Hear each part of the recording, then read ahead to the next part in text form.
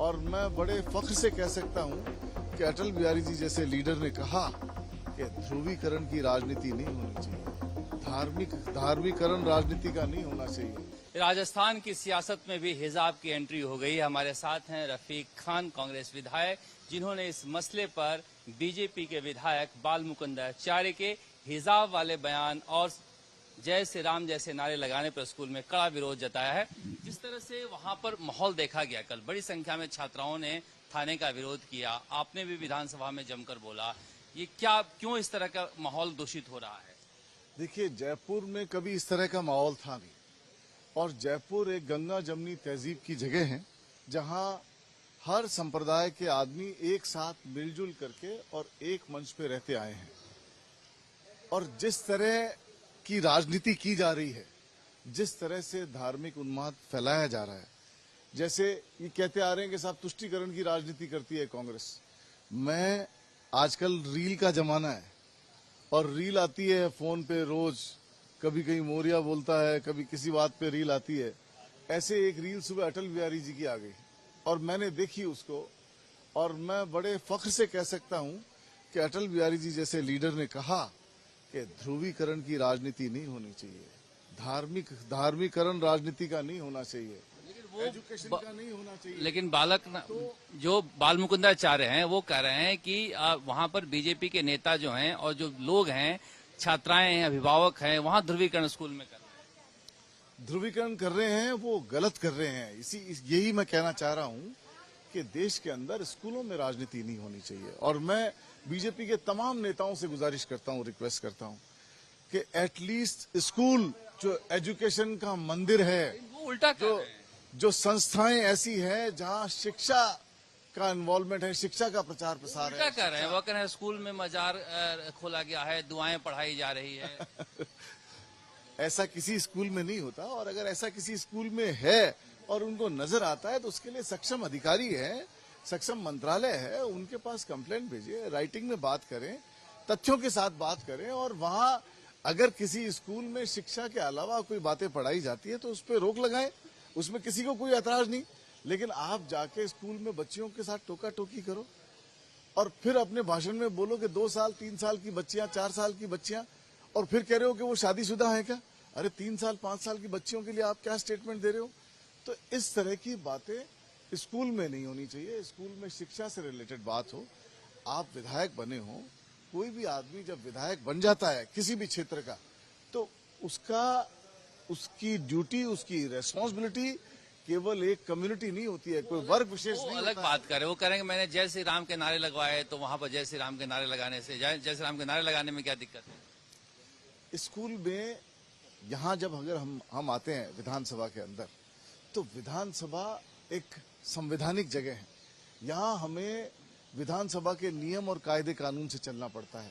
जब हम स्कूल में जाते हैं तो स्कूल के अलग नियम कायदे कानून है, और इनको ये फर्क समझना चाहिए कि धार्मिक जगह या कोई कॉन्स्टिट्यूशनल प्लेस या एजुकेशन इंस्टीट्यूशन, उसकी अपनी सीमाएं हैं, और उन सीमाओं के अंदर रह के आपको समाज को एक संदेश देना चाहिए। आपको तो फायदा हो रहा है सियासी। आप 26 जनवरी को जा रहे हो, और 26 जनवरी को गणतंत्र दिवस देश में हम गणतंत्र दिवस के रूप में मनाते हैं। पूरे देश में संविधान लागू हुआ है। हम संविधान की हिफाजत कैसे करें? इससे इनको फायदा हो रहा है सियासी तौर पे। आपको लगता नहीं है कि सियासी तौर पे इनको फायदा हो रहा है ध्रुवीकरण से? ये फायदा राम मंदिर से भी लेना चाह रहे हैं। राम मंदिर, इन्होंने खूब आरोप लगाया, आक्षेप लगाया कि कांग्रेस प्रेसिडेंट नहीं जा रहे हैं, कांग्रेस प्रेसिडेंट नहीं जा रहे हैं। इनके प्रेसिडेंट गए क्या वहां? कोई पूछ रहा है मीडिया में? आपने सारे मीडिया के साथियों ने पूछा कि कांग्रेस प्रेसिडेंट क्यों नहीं जा रहे हैं। मैं पूछ रहा हूं कि किसने पूछा कि बीजेपी प्रेसिडेंट क्यों नहीं गए? बीजेपी के राष्ट्रीय अध्यक्ष क्यों नहीं गए? बीजेपी के होम मिनिस्टर क्यों नहीं गए? बीजेपी के मुख्यमंत्री क्यों नहीं गए? मोदी जी गए थे वहां ना? मोदी जी गए थे, लेकिन जब आप किसी पार्टी के राष्ट्रीय अध्यक्ष को भागवत हो, राष्ट्रीय अध्यक्ष के बारे में आदित्यनाथ गए थे, आप उनको डिफेंड मत करो, उनसे पूछो कि आप क्यों नहीं गए। मैं ये कह सकता हूं कि राम मंदिर भी इन्होंने सत्ता लोलुपता की जगह बना ली, और सत्ता हथियाने के लिए ये सब स्टंट कर रहे हैं। कि मैं स्कूल में गए, हम एक मिनट स्कूल में हम गए, और स्कूल में जाकर जो हमने देखा। आप सुनोगे नहीं तो फिर कैसे बात बनेगी? आप ही वॉइस दबा दोगे। मीडिया चौथा स्तंभ है। स्कूल में बहुत ज्यादा आपस में नफरत है छात्राओं में। मैं आपको जो बताना चाह रहा हूं वो सुनो आप। राम मंदिर और राम के आदर्श, अच्छा होता कि राम मंदिर कंप्लीट करते और फिर उसका उद्घाटन करते या उसका प्राण प्रतिष्ठा करते, अच्छा लगता। नहीं किया, चलो जैसे भी इन्होंने किया, लेकिन आदर्शों को तो मानो। मर्यादा पुरुषोत्तम थे, पूरी दुनिया को मर्यादा सिखाई उन्होंने, इसलिए हम जय श्री राम के नारे लगवा रहे हैं। और त्याग सिखाया उन्होंने।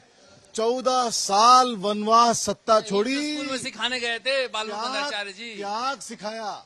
यही वो सिखाने ये सत्ता का त्याग करने में आज अगर पूरे देश में आज के समय में कोई पार्षद की कुर्सी नहीं छोड़ रहा है।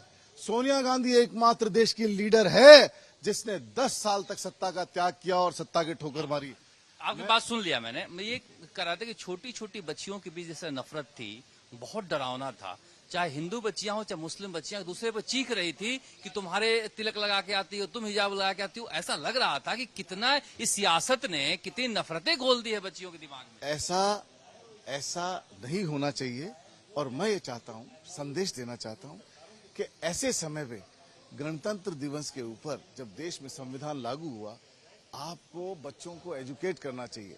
बजाय उनमें धार्मिक आधार पर प्रोटेक्शन करो, उनको ध्रुवीकरण की राजनीति स्कूलों में जाके करो, इससे बचना चाहिए। चाहे वो नेता मैं हूं और चाहे वो नेता कोई बीजेपी का नेता है। तो आप ट्रैप में फंस रहे हो। आप बच्चियों को लेकर, जो भी बच्चियों को लेकर थाने का घेराव किया था, इससे तो बीजेपी को फायदा हो रहा है। मैंने घेराव नहीं किया, जो भी किया। मैं विधानसभा में था, मुझे पता लगा कि ऐसा हुआ है। मैंने काफी समझाइश करके उनको घर भेजा। जो मैं अपनी रेस्पॉन्सिबिलिटी समझता हूं, कायदे से उनका एरिया था, जिस भी विधायक का एरिया था उनको जाना चाहिए मौके पे। ऐसे इश्यूज पे, जनता से जुड़े हुए मुद्दे, जब आप खुद ही जनता के उसमें आ जाओगे और खुद ही जातिवाद और धर्म की राजनीति करने लग जाओगे, तो मैं जीता हूं, अमीन भाई जीते हैं, हम कोई अकेले माइनॉरिटी के वोटर्स थोड़ी जीते हैं। 36 कौम के लोगों ने हमें सपोर्ट किया। इनको भी ये चाहिए कि 36 कौम के लोगों के मन के अंदर ऐसी भावना पैदा करे कि वो भी उनके साथ खड़े हो, सबका मन जीतने की कोशिश करे। जब विधायक बन जाता है तो किसी पार्टी का या किसी धर्म का विधायक नहीं होता है। विधायक पूरी कॉन्स्टिट्यूंसी के लिए 2 दिन का अल्टीमेटम भी दिया है, कहा जा रहा है। मैंने समझाया है उनको, और फिर कोई बात आएगी तो समझाएंगे। जहां न्याय की बात होगी वहां न्याय की बात करेंगे, जहां कार्रवाई की बात होगी वहां कार्रवाई करने की बात करेंगे। सभी तरह की बात कानूनी दायरे में रह के की जाएगी। रफीक खान है, वो कह रहे हैं कि हम कोशिश कर रहे हैं कि लोगों को समझाने की कि इस तरह के नफरत ना वहां पैदा करें और सामान्य स्थिति हो, आपस में भाईचारा से रहें। इस हालात को लाने के लिए वहां कोशिश कर रहे हैं। शरद कुमार, जयपुर।